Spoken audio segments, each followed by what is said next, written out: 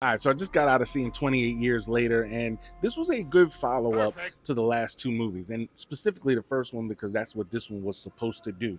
And you can see a lot with Danny Boyle and Alex Garland, how they've evolved in filmmaking and writing, and just their whole presentation of the film. I thought was dope. Like there were certain parts of, the scenery where you could see like shadows moving across the land and the environment, the landscapes, and it just seemed kind of unsettling.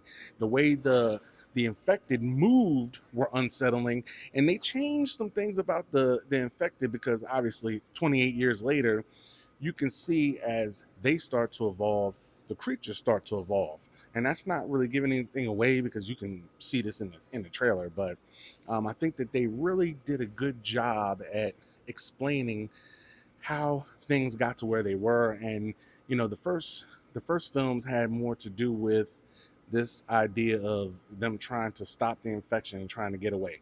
This one was more okay, we're in this universe now where people are infected.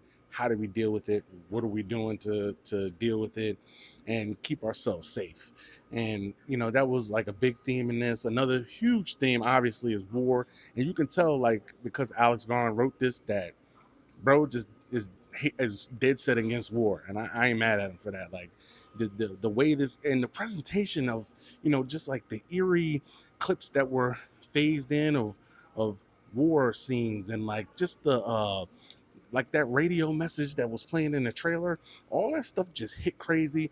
Now the movie was, it took a little while to develop, but I think that the story needed it. But once it hit, I was like, yo, the movie went batshit.